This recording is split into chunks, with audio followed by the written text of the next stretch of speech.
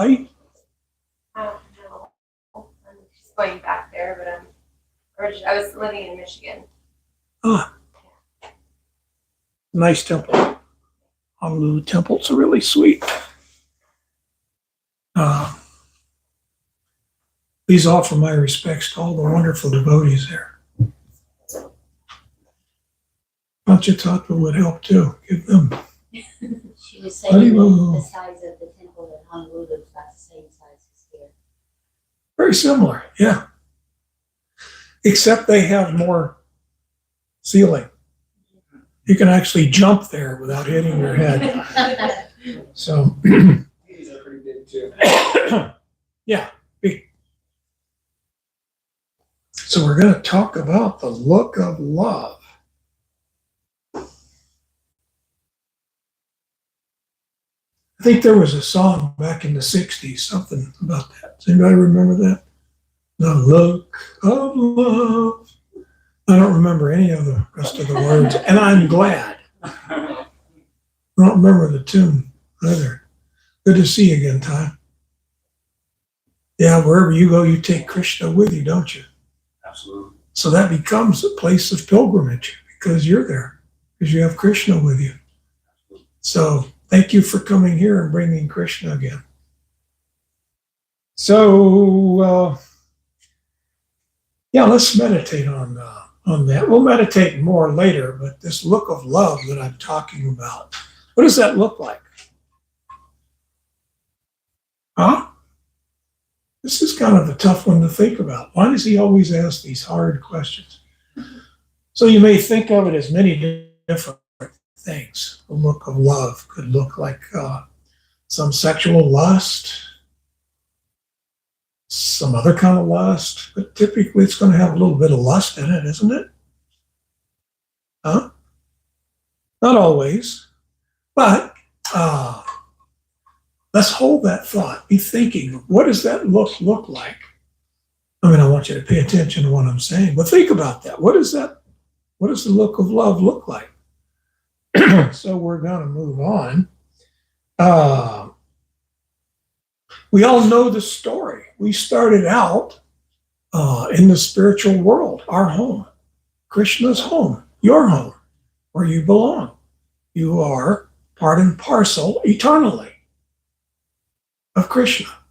Eternally fragmental, you're not going to ever join together, no matter how hard you try. But that's not going to happen for you. And even if you get close to it, you're going to come back, as we're going to talk about in the verses that I'm going to read here. So, has anyone here ever felt unlovable? Show of hands.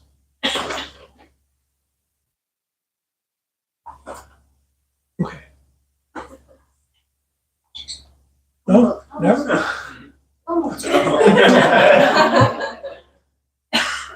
You can leave if you like.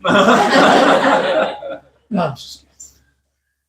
No, it's common. Many people have felt not only unloved, but if you feel unloved long enough, you'll start to feel unlovable. You'll become convinced that you're unlovable. There's something wrong with me. So in our modern day world, we see people try many things to make a big change. I want to make a big splash to people. I want to get attention. So let's see, what do they call it? There's a rebranding. Is that still a thing? Or is that passé now? I can't keep up with it. I remember when rebranding was a thing. You know, I'm going to change my coif, shave some beard, grow some beard, get some new clothes, some new piercings, some new tats, new pictures on Facebook, and I'm going to reinvent myself. I'm going to rebrand myself.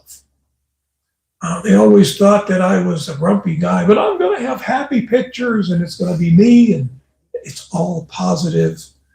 I'm going to give nothing but positive direction to people. So that's a thing, isn't it? And we find that even without knowing so. We do that pretty much all our lives, don't we? As we travel through this lifetime, like we have in so many lifetimes, we go through different phases. So we're always trying real hard to make a presentation to the world that the world will accept, right? And then so many times we get the feeling that we're just not worthy. Has that ever happened to anybody? I'm just not worthy. Yeah, see? Feeling unloved, unlovable, unworthy. So this is all deep illusion. None of this is true. This is you having a bad part of your dream. It's like you can go to sleep, and some of your sleep is REM sleep. So then you get into light sleep, then you get into deep sleep. And so you can have, in the midst of a good night's sleep, you can wake, anybody, you probably would, some of us wake up once in a while, we're having a rotten dream, right? And it's just like, wow, that seems so real. It was a rotten dream. I was being held prisoner, or somebody was beating me up, somebody backed over my kitty cat. I hope I'm not offending kitty cat owners. Something terrible happened. So within our dream, while we're sleeping, we sometimes have a worse dream, a bad dream. And so this is what's going on with us right now as we travel through this material world, life after life. This is all one big dream. It's a dream only because it's temporary. It's real because this is part of Krishna's dream, and you're here away from Krishna because you wanted to get away from Krishna. Nobody threw you out. Wasn't like Krishna called security to throw you out. No, we wanted to leave. But dear Lord Krishna, I think that I want to look for someone, something, some situation better than this. And Krishna's like, but there's no place even as good. Yes, but the thing that is, my dear Lord Krishna, it's like you. You're my problem. How can we even say that to the source of love? Well, you're my problem because you're all attractive and you're the center of attention and everyone focuses on you. I want to live like that. I want to be the center of attention. So, and I say this again and again, but it makes the point. When we take a group photo and we pass the photo around, who's the first person you look for? Yeah, the center of your world, the center of your universe. And that's the way that you wanted it. That was your plan when you exited Goloka Vrindavan, to get into the center of attention. And so you come here and you find yourself surrounded by almost innumerable living entities, and they want the same thing, center of attention. Do we ever see that? You ever notice that? It's like sometimes when I'm walking, I'll sit down and rest and listen to people talk, and it's like one-upsmanship. I guess the proper thing to do is I talk until I need to catch a breath, and then you jump in until you need to catch a breath, and then I jump back in, and I'm talking about, gee whiz, things that are happening, this big promotion that I'm working on, and then you throw on the table that, well, I just got my big promotion. Yeah, well, little Johnny's going to start at such and such a school. Yes, well, Mary's starting. She's already about to graduate from this one. And so it goes on like that. So this is I'll let you talk and then you let me talk. You talk about you, I'll tolerate it. Then I talk about me, you'll tolerate it. Because we're pretending to be interested in each other. But really, I'd rather just everybody sit and listen to me, right? Because there's so much. I remember there was a psychologist, a friend of mine, and he was saying that sometimes people make certain rules that they live by. And one of his rules was, I don't know if it's true, but this is his professional opinion, that if someone says to you, I've got so much love to give, run. Run. Why aren't you giving it? Why are you? So there's a difficulty in love in this material world. We come here and we get a taste of love from our mother. Not always, some people don't. But that's the first genuine love that we get in this lifetime, usually. Maybe a friend or two here and there, but basically we never get totally hooked up with the supreme source of love. And that's what this International Society of Krishna Consciousness is trying to promote. We're trying to hook you up with the supreme source of love. And we want you to taste all of that because it belongs to you. This is your property. It's not you trying to be something that you're not. This is you trying to be all that you are. You're a loving soul, and you're completely loved. So we come to this material world, and Krishna provides so much. And we have to keep our bodies alive. He gives us all the resources we need to stay alive. And he gives us resources all around us so that we can find our way back to him. Because he knows, hey, look, I'm irresistible. You're not going to be able to stay away from me for very long. You know, you're going to want to come back to me. So I'm going to give you ways, methods to escape this material world.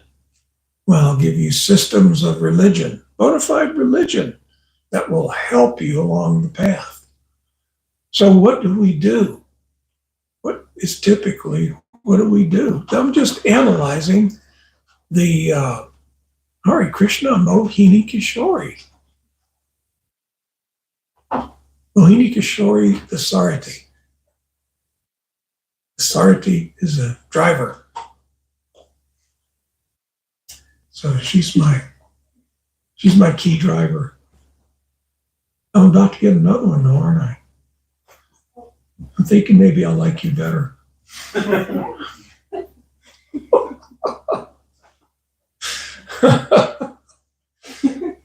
Never gets old.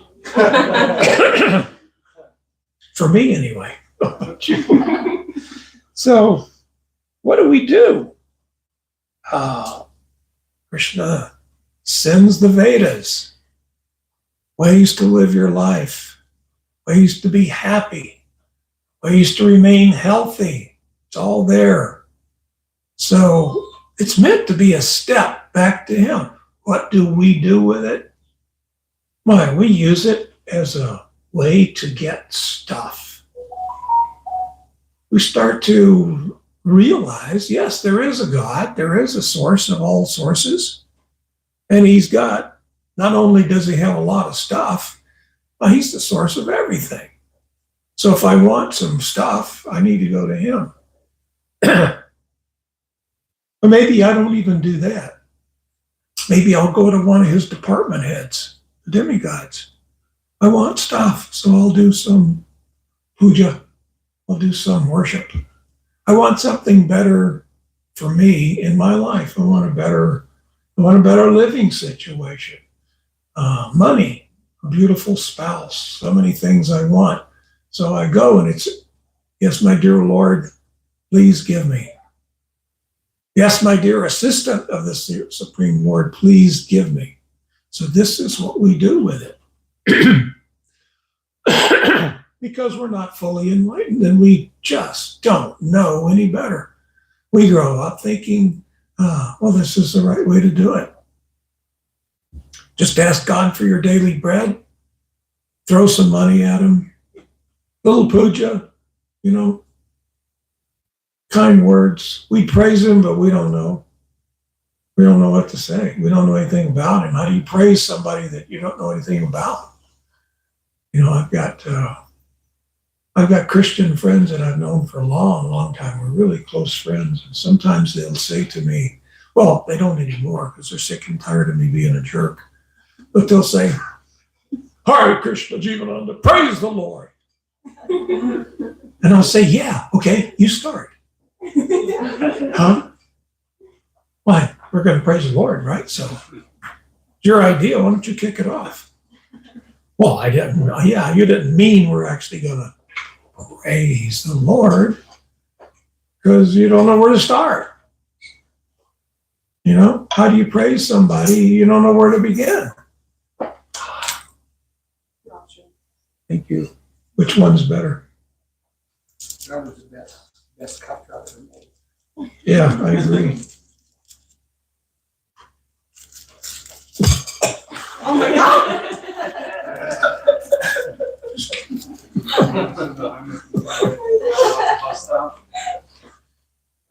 Nice flavor.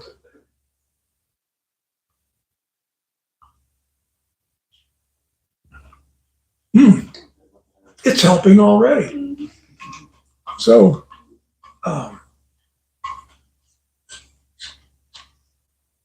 all we know how to do is approach the Supreme Source and say, give me some stuff. And that's pious. I'm not running it down.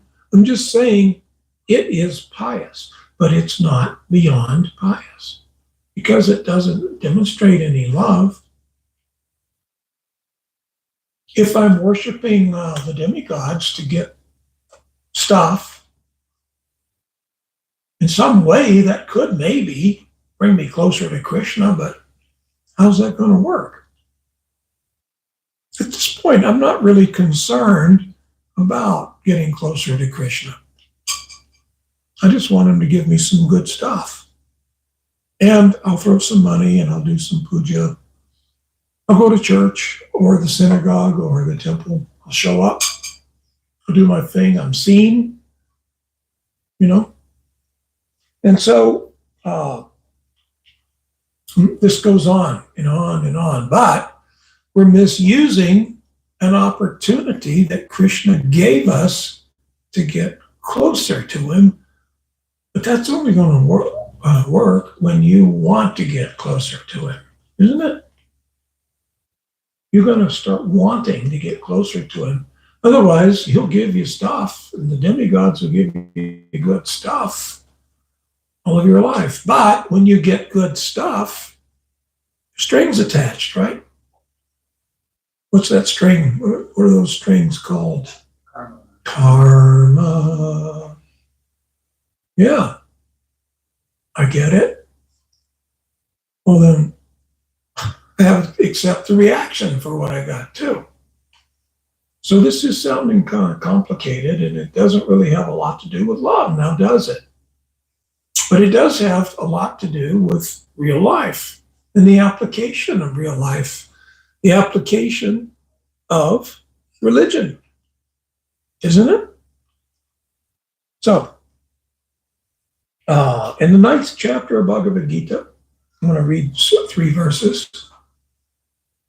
Text 20, Krishna says, those who study the Vedas and drink the soma juice, seeking heavenly planets, worship me indirectly. Purified of sinful reactions, they take birth on the pious heavenly planet of Indra, where they go to enjoy godly delights. Wow. That sounds pretty good, doesn't it? I mean, this is beyond any cruise that you can imagine.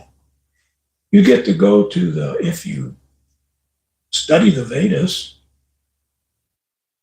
and if you learn properly, you can actually make the arrangement to where you take your next birth The planet of Lord Indra, which is so opulent you cannot even picture it.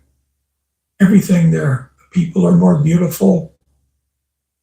Lifespan is 200,000 celestial years. There's practically no disease, practically no old age. There is birth, and there is death, ultimately. So you can work to try to get there. And you can do it. You can go there on that, what do they call them? It's like an all-inclusive tour. Everything is provided.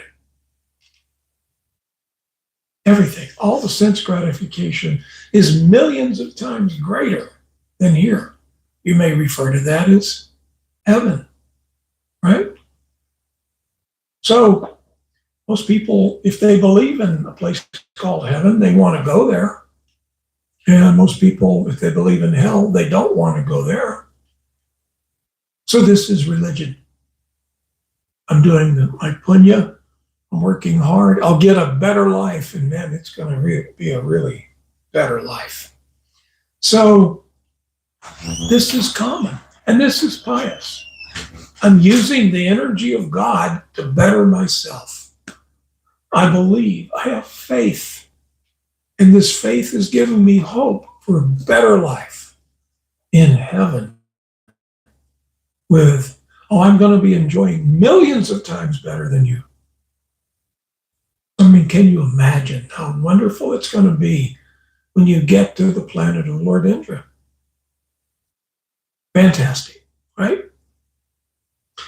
But unfortunately, you don't get to stay there. Because it's like if you check into an all-inclusive resort and they always want a credit card, just for, what do they call them? Incidentals. In case you have order room service. Collateral? Yeah, you got to. So anyway, you check in and let's say you've got a credit card that's got $100,000 credit limit in this 5-star resort. And so you're there and you're living it up, getting massages, playing golf, going horseback riding. You're doing all these wonderful things. And then one day they come and they knock on the door and they say, you've used up your credit limit. You're going to have to leave. So this is the nature of going to heavenly planets. You check in and you've got punya. Punya is your spiritual bank account from all the nice things you did, all the incense that you offered, all the prayers to get goodies, all your austerities that you performed, so that you could go there. You put together a fund, punya. When it runs out, you come right back here, start all over again. So this is you using the ability that Krishna has given you to come back to him. You use it for your own enjoyment, and you get it. And then you come back, start all over again with nothing. So that doesn't sound like a really good deal, does it? I mean, it is for a while, but it has its duration. In the next verse, Krishna says, when they have thus enjoyed vast heavenly sense pleasure, and the results of their pious activities are exhausted, they return to this mortal planet again. Thus, those who seek sense enjoyment by adhering to the principles of the 3 Vedas achieve only repeated birth and death. It's glorified.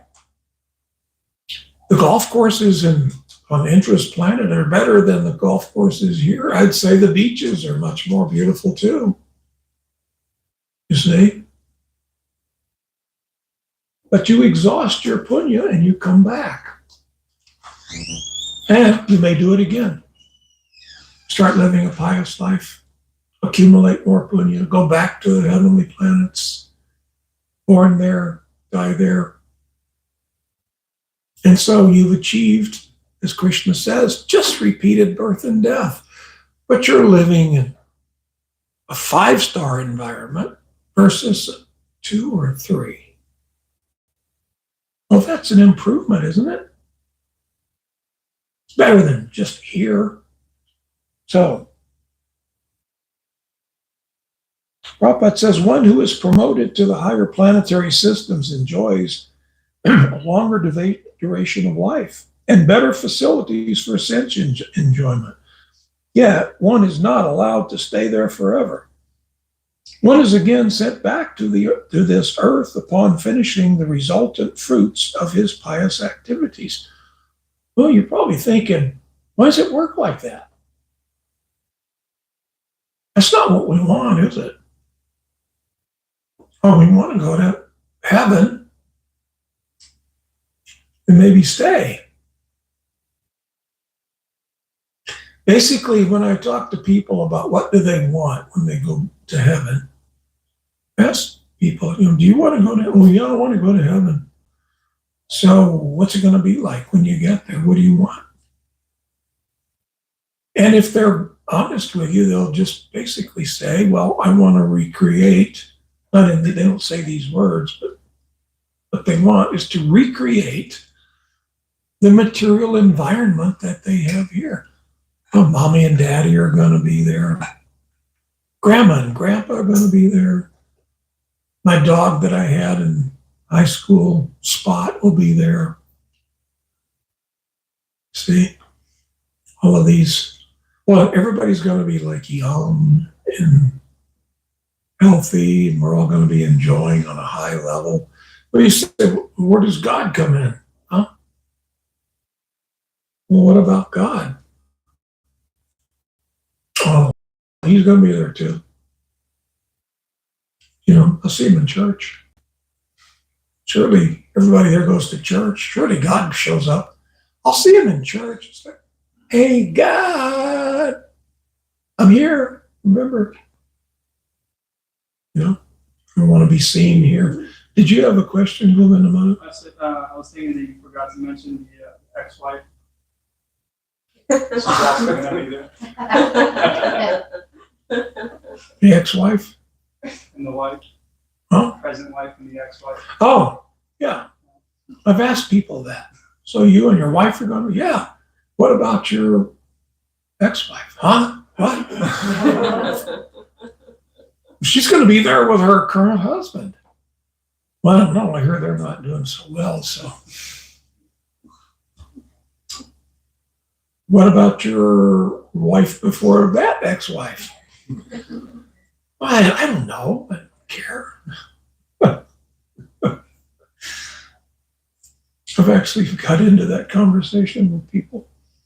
So here we are. We've left the supreme source of love, and we're just looking to gratify our senses. And we're looking for an environment that will be conducive to sense gratification.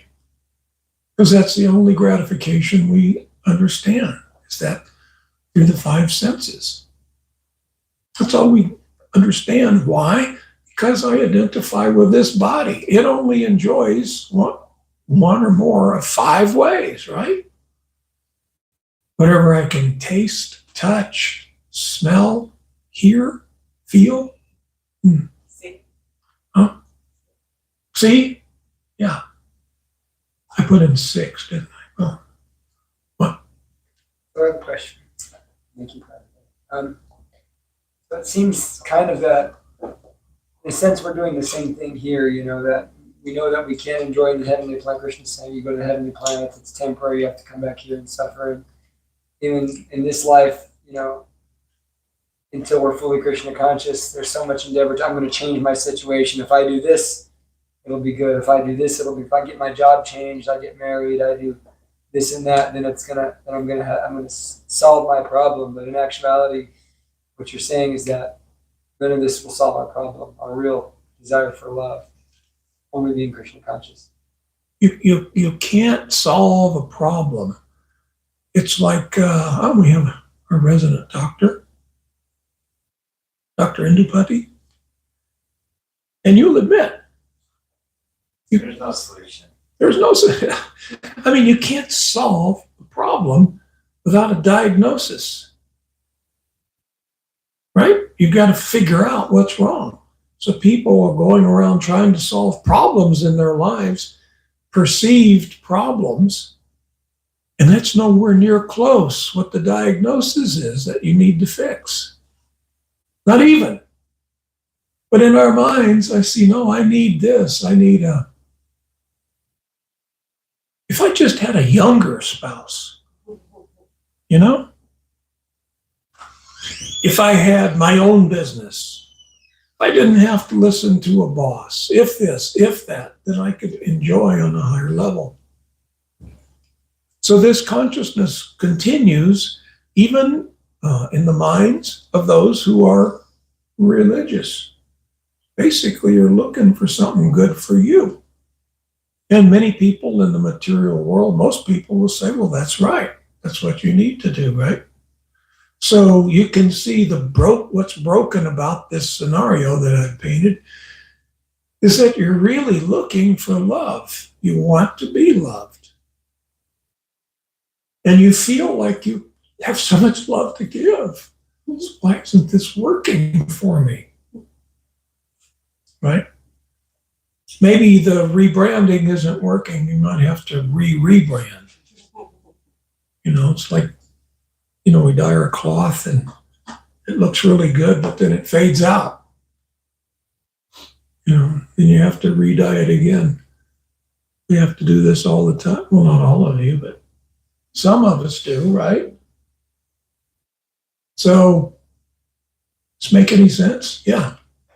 Is rebranding necessarily a bad thing?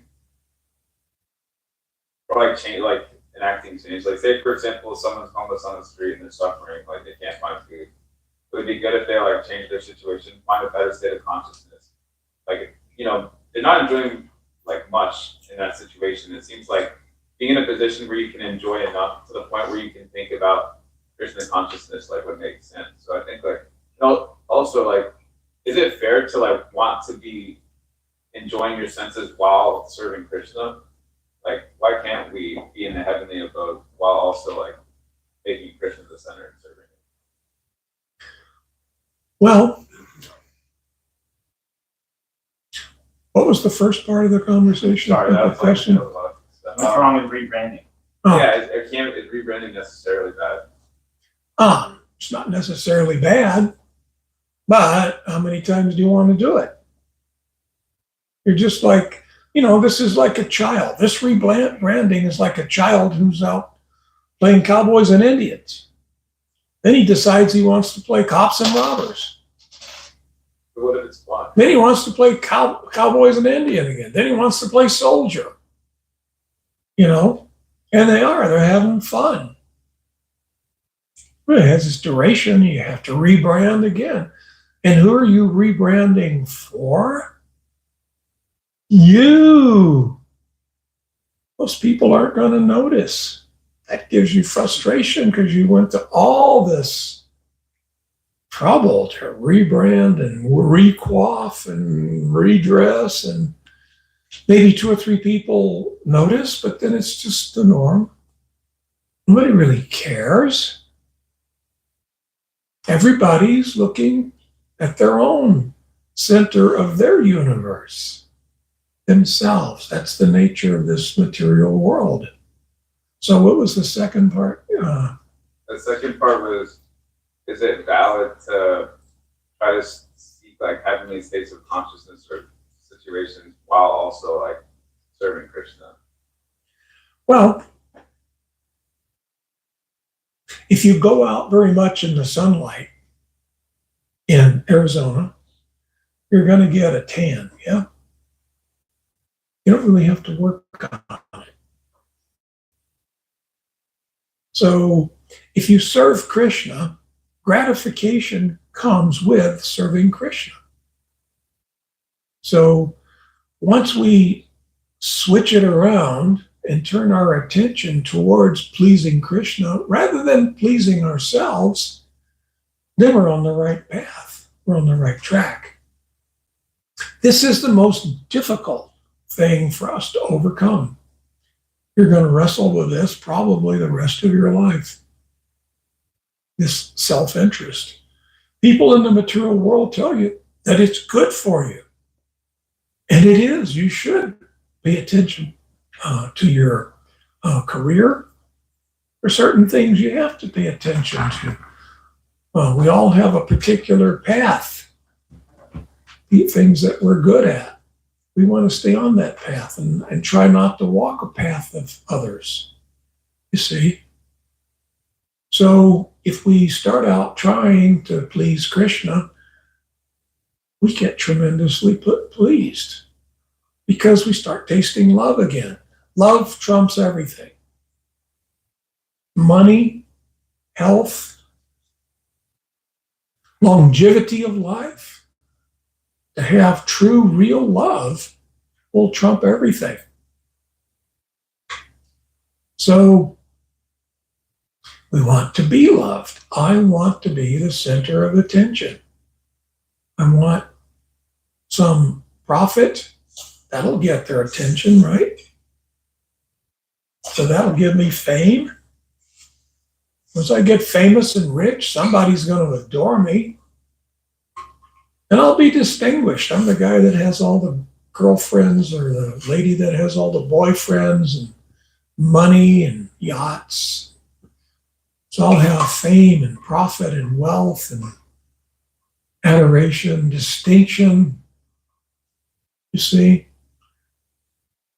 I don't even have to go to the heavenly planets. I just need to get rich and famous.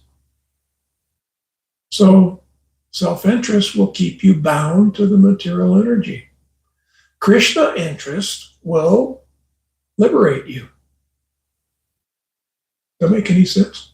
That makes sense. Is it fair to like want to ask for stuff or make money and then try to use that stuff or money in the service of Krishna? Is that valid? Or is that still like you're playing with material? Tell Krishna you want to serve him and ask him to give you the necessary resources to serve him in the way that he wants to be served. You don't have to say, once I get to be a billionaire, then I'm going to serve you really good, Krishna. Whoa, me and you. We're going to have it going on, but you're going to have to send some money. And if you really want to enjoy on a higher level, Krishna, you're going to have to send a lot of money. And I got some big plans for you and me, Krishna.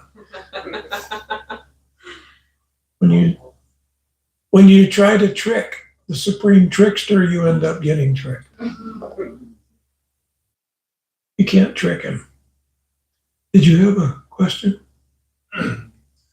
Yes, we can see how we're postponing our real engagement in love with Krishna by seeking for things in this world, right? The narcissism. But we can also have a sort of converse paradigm or approach where we play the small role, the victim role, and say, well, I'm not worthy of anything in this world. And actually, those people who are out, go-getters in the world, they're an illusion, they don't understand anything. But me, I'm not into any of that, but we can see how that also could be postponing the engagement with loving Krishna. And I was listening to a talk this morning. Mahatma Prabhu was talking about self-love, and he and his Swami were presenting so many wonderful points.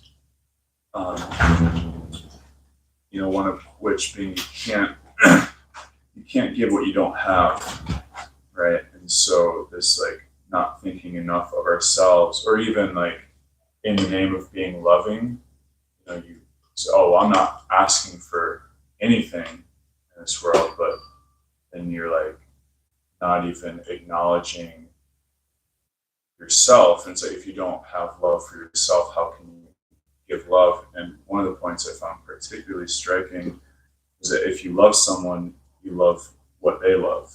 It's like Prabhupada would say, love me, love my dog. It's like Krishna loves you. In fact, he loves you a whole bunch. So if you don't love yourself, if you say, well, I don't deserve anything in this world, and like in that way, I'm wondering But if you could the connect. problem with that is this self-love, spoken in a lot of yoga. Well, I'm talking about the accepting how Krishna loves you.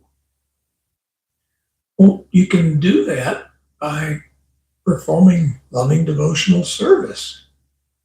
You can accept Krishna's love. It's a reciprocal love.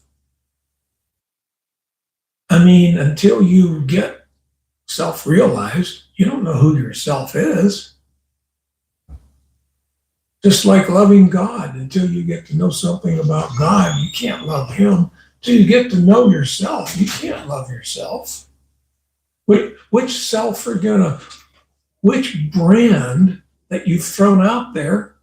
Most of you are young, so you might not have rebranded enough for this to make sense. But if you live longer, you're going to rebrand again and again. Which one of those do you love? Which rebrand?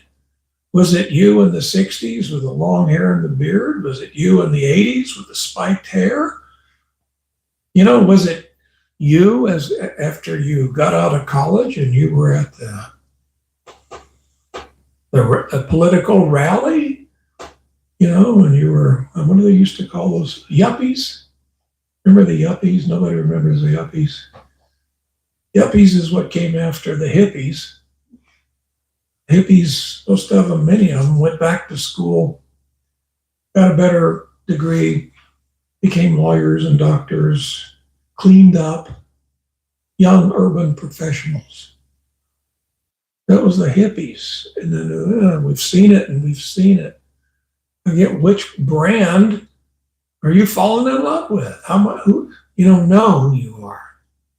Process of self-realization means you have to connect with who you are. As soon as you do, there's nothing unlovable about that person, that real you.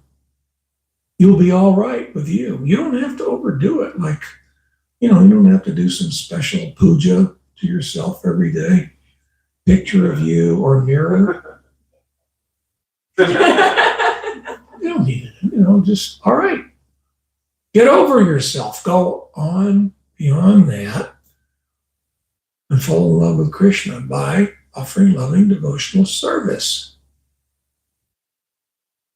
We pray to him, please give me some service to do so that I can demonstrate my love for you. And then I'll see who I am. Wow, I just pleased Krishna. I just did something and I made Krishna happy. So there's a peek into who you really are. Oh, that's a lot better than being a senator or president of a corporation or a really nice guy. No, well, you're able to please the source of pleasure through your love. Yeah. So perhaps I shouldn't have used that's very helpful. Perhaps I shouldn't have used the term self-love because that's not at all what these devotees are talking about. Because generally we hear that and we think of it's like being obsessed with yourself, which isn't getting you anywhere. They're talking about connecting with Krishna, as you're saying, and understanding yourself through the lens of how Krishna sees you, right? Now that.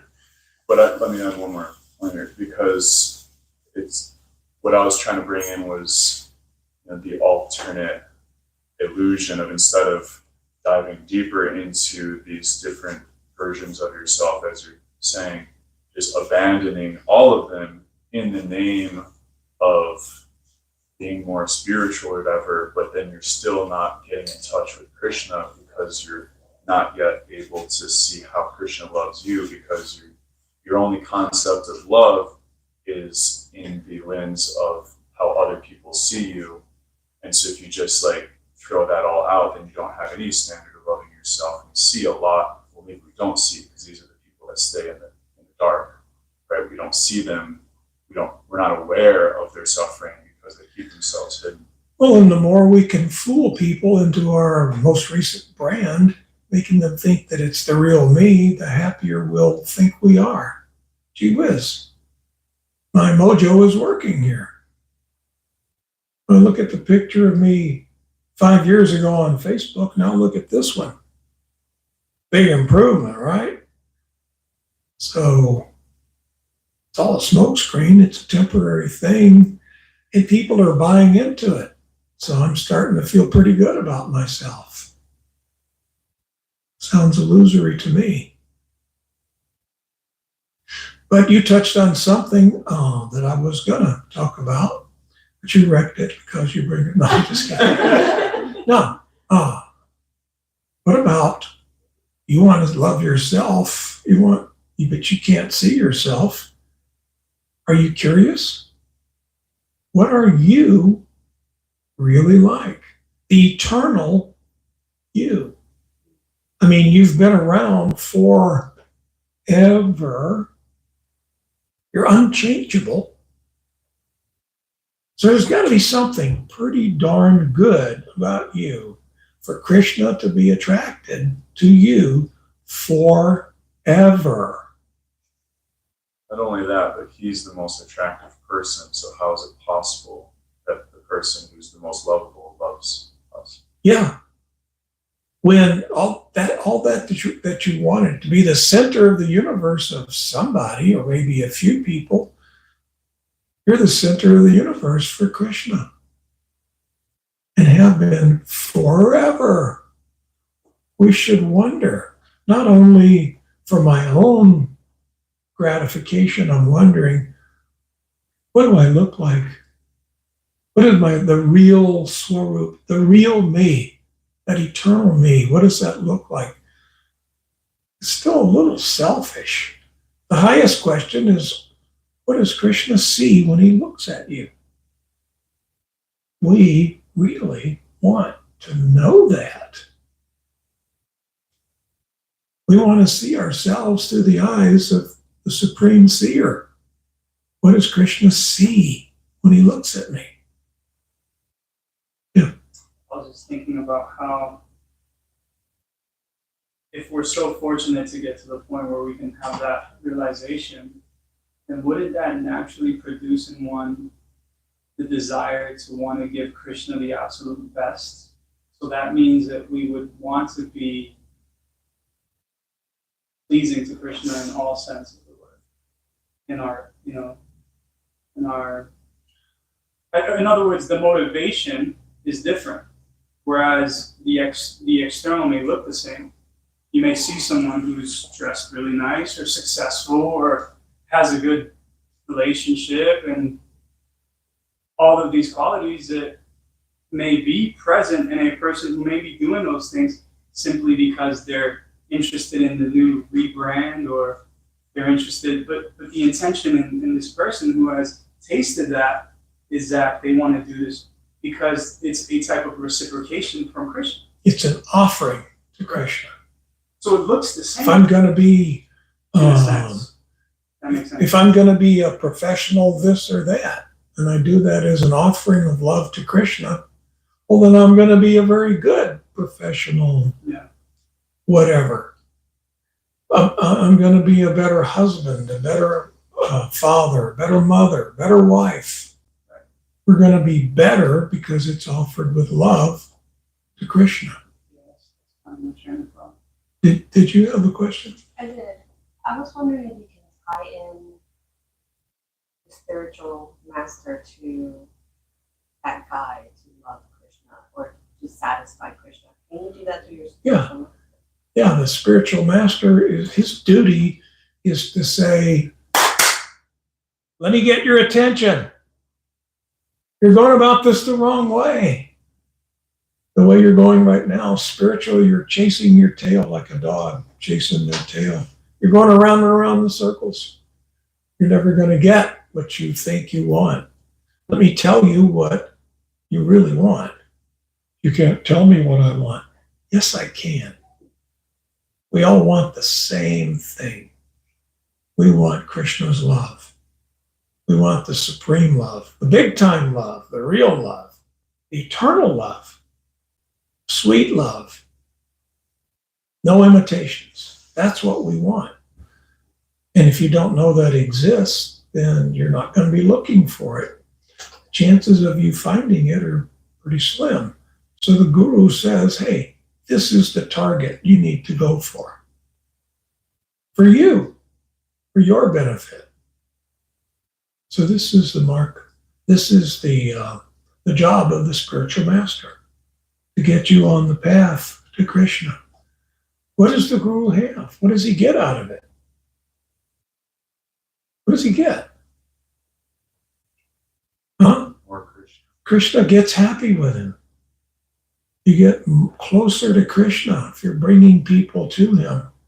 Krishna says in Bhagavad Gita, no one is, how does he put it? How does he word it? No one is as dear to me, nor will there ever be one as dear to me as one who preaches this Bhagavad Gita. See? So that's the ultimate pleasing of Krishna. Let me read this one last verse and we'll discuss a little bit more. So Krishna's outlined, gee whiz, most of you, if not all of you, or a lot of you anyway, are going to want to go to better parts of the material world. You're going to want to go to the heavenly planets and enjoy on a higher level for a long, long time. You're going to get there. You're going to enjoy. It's going to be grand. No doubts. It's going to have a duration. It's going to come to an end. You're going to come back here. You're going to do this again and again and again because you're going to be in this material world a long, long time. This process of taking care of your material desires is like being on a merry-go-round. It keeps on repeating. Wash, rinse, repeat. Wash, rinse, repeat. It's just the stuff. You're going to do that forever. You left me? Can you imagine Krishna saying this to you? You left me so that you can go to heaven, stay there for a while, come back here, work, work, work, go back to heaven, stay there for a while, come back here. For that, you left me? Huh? Don't you think that he may think like that? So maybe that's why we think we're unlovable, because we know what rascals we are. Yeah, we just walked out. We left Krishna, we came here, and we're trying to enjoy his world. He created it for us to enjoy. We're trying to usurp the resources of this material world for our own happiness. After all this, for trillions of lifetimes, you would think Krishna might be a little disenchanted with you. Huh? Krishna would be thinking, I'm really getting tired of you. You just keep doing this. You're chasing your tail. But he doesn't. Because he knows ultimately you're going to come out of it. I've got people in this world. I have my special forces there, and they're doing nothing. They're there to do nothing but bring you back to me. And once you taste a little bit of sincerity, you'll come in contact with them, and you'll start making advancement. So let me read this very famous verse.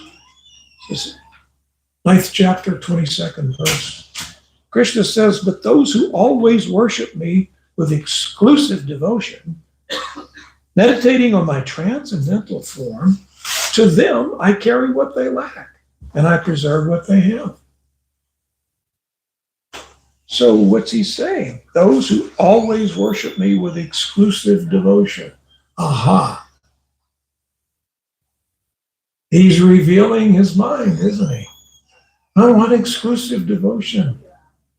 Isn't that what a wife wants from her husband? Husband wants for the wife. It's like Krishna wants to take the relationship to the next level. People do that. If they're dating, at some point they say, can we be exclusive? Can we get more serious in our relationship with each other? So here's Krishna saying that. Hey, can I get your attention? Can you give me exclusive devotion?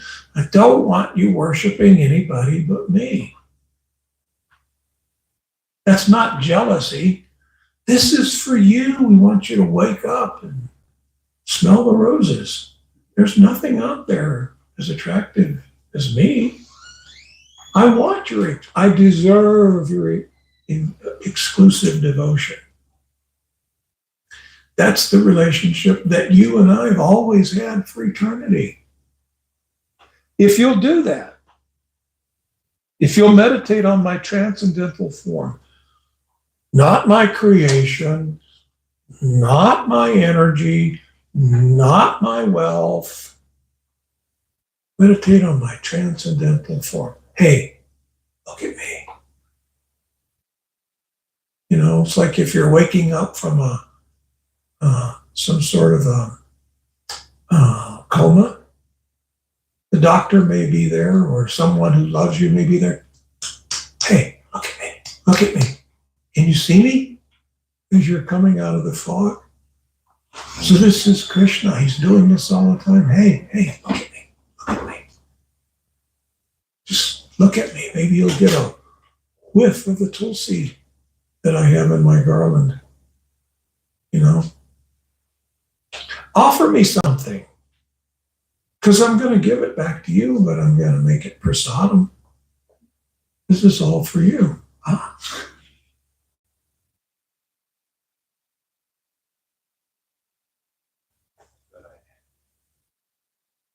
So that's a demonstration of how it works.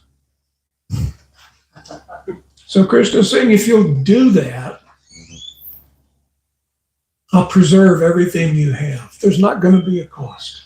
No price tag. Make me your exclusive lover. I want all of your worship. I won't take a thing from you. You'll keep everything. And I'll carry what you lack. Whatever you lack, I will furnish. Don't have a doubt. But we do have doubts. But get to where you don't have a doubt. And you may say to them, well, Krishna, that's very nice that you're willing to carry what I lack, but gee whiz, I've got you. I don't lack anything. I want you. I've always wanted you. I was just confused by the material energy. You're all I want. Hang on just a second. So, when you're having this conversation with Krishna about Krishna, you're all I want. I'm not asking for anything. You're saying you'll carry what I lack, but now that I have you, I don't lack anything. And I don't mean that now I'm rich because I have you and you're the source of everything. Now I'm wealthy. No, I'm not meaning that. I have this source of beauty and source of love. I have my relationship, my eternal relationship with you back. So if you're having this conversation, what do you think the look on Krishna's face is going to be at this point? Can you imagine? What is that? How does Krishna look at you? Love. With love. That's what love looks like. Yeah, this is what it looks like. You see this look on Krishna's face that's saying, you make me so happy. I love you so much. Sheila, gotta think of my Sheila when you say the look of love. Yeah, like Sham Govinda. Giriraj. They're looking at you with the look of love. So we can pursue this moment where we're having this Krishna look at us with this look of love, or we can just come to the realization that that look has always been there. He's never changed his look when he looked the way he looks at you. You may think, oh, but I'm so unworthy, I've been so sinful. That look of love has just always been there. You make me so happy. I love you so much. It's always there. He's looking at you like that right now. We're so distracted with self-love and my brand and all this other stuff, we don't even see it. But it's there. It's eternally. Krishna's looking at you with that look of love. So, any more questions? No more? His arm's getting tired. We're gonna have to call 911 if we don't take care of this arm here pretty soon. My question is if we should love Krishna's like parts and parcels equally like Krishna, or do we like put Krishna on a pedestal above his parts and parcels, or like how do we treat that? Yeah, it's not gonna work for you if you try to separate the parts and parcels. Gee whiz, Krishna, I love you. Can we get rid of the rest of these folks? It's like Balaram Shakti pointed out. Prabhupada says, love me, love my dog. Should we differ, but we should still differentiate between the parts and parcels and Krishna. Of course, how can we not? And yet, we should see them as his parts and parcels. There is some differentiation, but in a way there's not. It's all of us. We're all together. It is all one. And yet it's not. Yeah.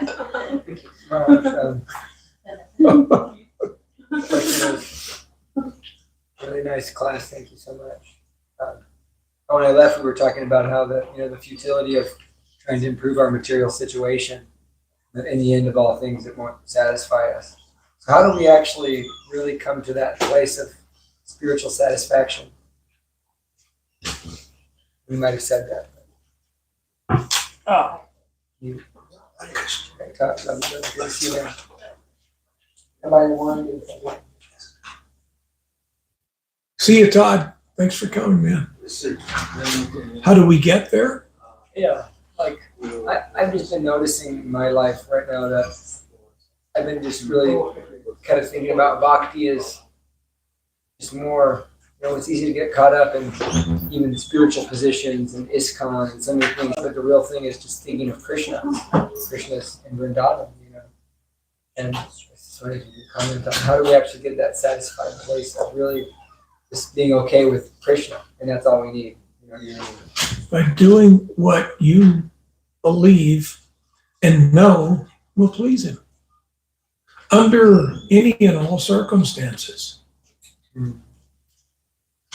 It's not like, gee whiz, Krishna, if you had a better apartment, I could worship you better. Prabhupada says there's no impediments. You can worship Krishna and you can realize that anytime, anywhere, under all circumstances. Sometimes when the going gets tough, we realize Krishna even more, don't we?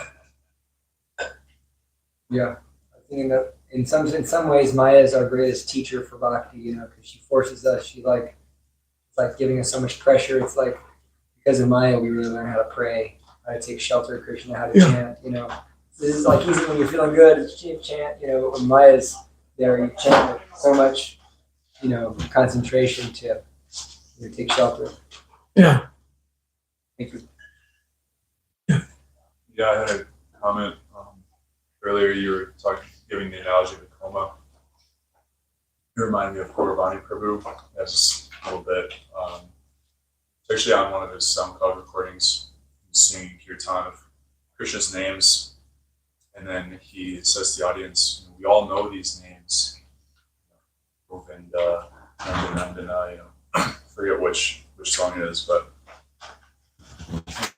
he gives the example of someone who has Alzheimer's or some memory loss. You could easily exchange it for waking up from a coma, because sometimes you forget who you are, right? And you're talking about how we still have doubts, right, being in this condition. And it's like that.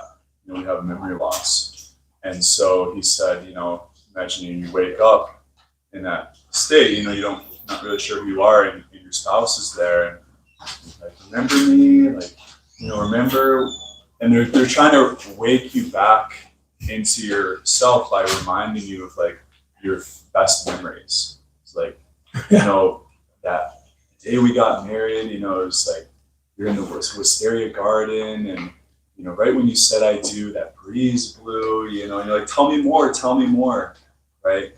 And so that's it. Like, just hearing about Krishna, it's like we hear about these names and his glories and his pastimes, and it's the same way, it's like, tell me more, what was it like, But that was really nice. Yeah, good analogy.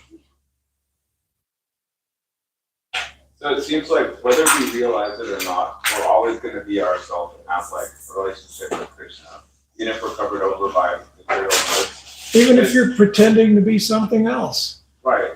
But it does seem to be the case that like the amount of bhakti we have does change. Like, isn't it the case that like you can have 1 degree of bhakti and then that bhakti can increase or grow? So it seems like although like we're still always ourselves, why is it that the amount of bhakti we have changes? And should we even care to increase our bhakti? Is that just like hedonism? Like, when the bhakti seed is planted within you, has to come from someone else, another soul who has it.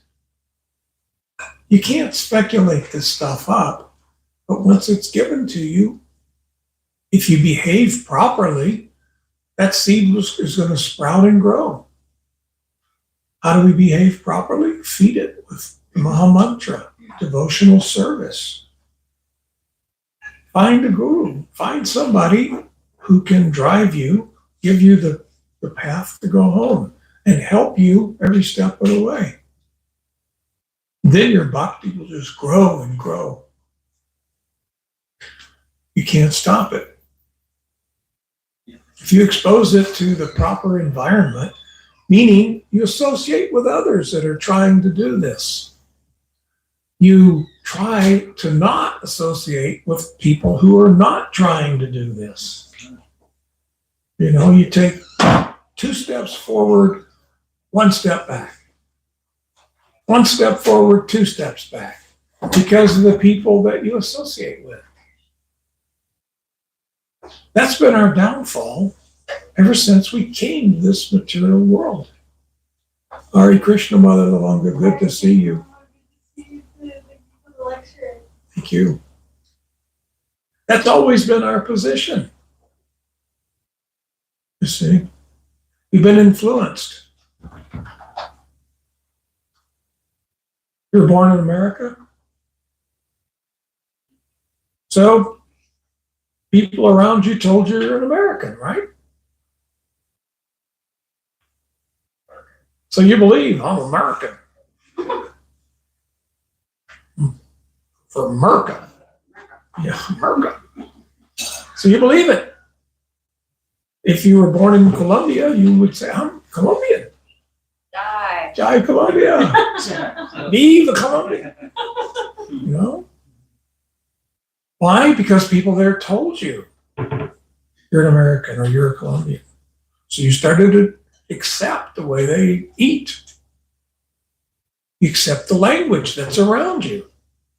You've been programmed. This material world has programmed you every step of the way. When you're born as a puppy, mama's going to teach you this, and she's going to teach you how to be a puppy. You're born an eagle, mom's going to teach you how to be an eagle, how to fly.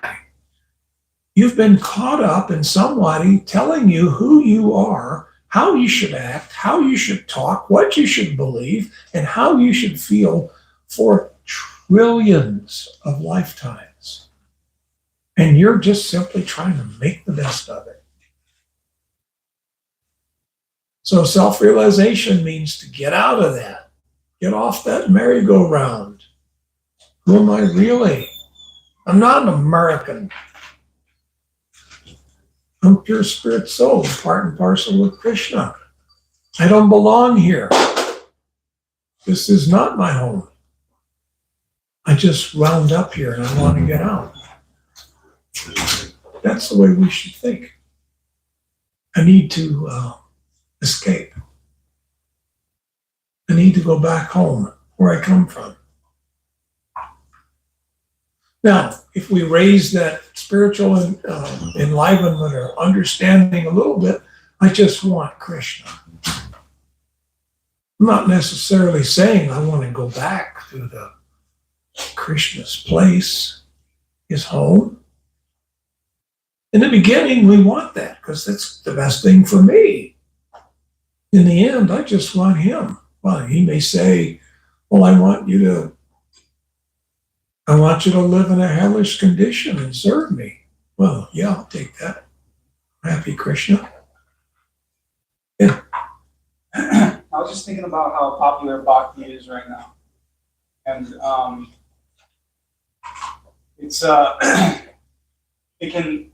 starting to seem like it's almost becoming a part of a lot of people's rebranding, as you're saying. Yeah. Because it seems to be like the hip thing, the cool thing, the It's popular thing. Yeah. You know, you got all these yoga studios, you got people coming and do, yoga, and they may call themselves bhakti practitioners, all of these things. And it's interesting because this is the real thing, right? This is like the medicine to the problem here. But yet the material world seems to cheapen something that's so sacred and so special.